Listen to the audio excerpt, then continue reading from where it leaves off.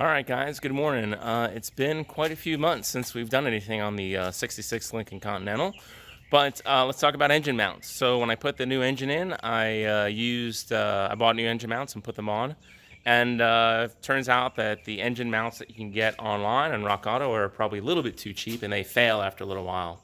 So I'm replacing them, but let's talk about how I get there to get them replaced. So first of all, I've had to jack my car up. So I did it on mine. I got underneath it trying to get the mounts off, but my car's lowered 2 inches. So you may be able to get under your car without jacking it. I do prefer jacking. It gives you a little bit of room. The next thing is I do have to jack up the motor to get the mounts out. So when I jack up the motor, and it's jacked up just a little bit. When I jack it up, I only loosen the fan shroud. So you see the fan shroud on there is kind of loose. It's away from the radiator. That's because my fan is so close to the shroud. If I jack it up an inch, the fan touches the shroud. So I'd only jack it up like an inch or inch and a half. So I just loosen the shroud so it can move up and down if the fan catches it.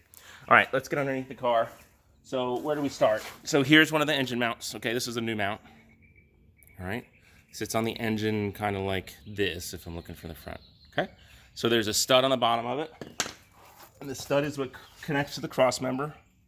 So here's the bolt and the nut. And let's see if we can, oh, we're gonna have to do this video again. No. I got it. Okay, there we go.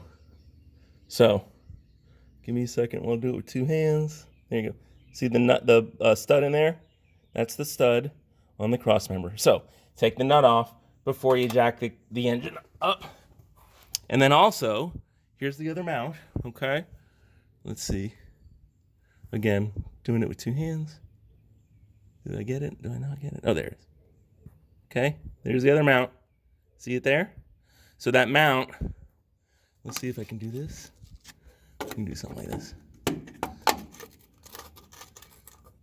Oh, come on. Good enough. All right, so that's the other mount. There are bolts that connect it to the engine. Now, I had to use my ratcheting 3/4 inch wrench, okay, with the flex head to get them. You go from the back side, the back of the cross member. Careful on this side, you got the starter right there. It's a little tight. The other side, you have a little more room. Crack the nuts before you jack the engine up, okay? Then jack the engine up. Here I've got a block of wood under the pan. It's jacked up maybe an inch, inch and a half. Take the nuts out, the bolts out that are attached to the engine itself. Now this one's broken. It's gonna fall apart when I take it out, but it basically comes out and rotates just a little bit.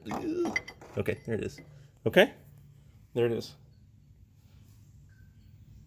And broken in 2 pieces. How did I tell? Well, how could I tell? The exhaust manifold was sitting on the wheel well.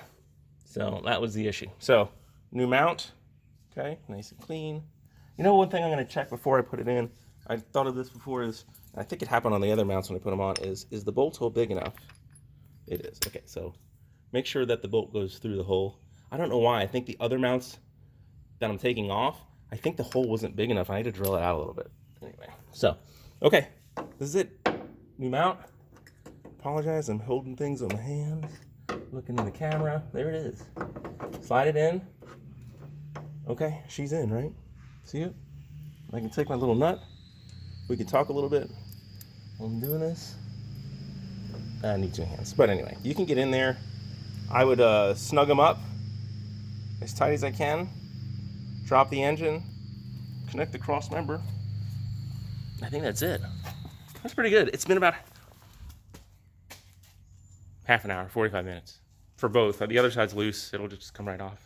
Okay, last thing before I go. You notice how underneath the car, so clean, not wet? For those of you guys that own Lincolns, I bought one of these, it's like an absorbing mat. It looks like a piece of carpet. I swear to God, this carpet now is like 3 pounds. Weighs 3 pounds because it's full of all the oil and all of the transmission fluid. Not transmission fluid, but really power steering fluid that's leaking on the car. But anyway, all right, that's it, guys. I know a little bit of a longer video, but summer's coming and the convertible's going to be out a little bit more. So we'll see you around.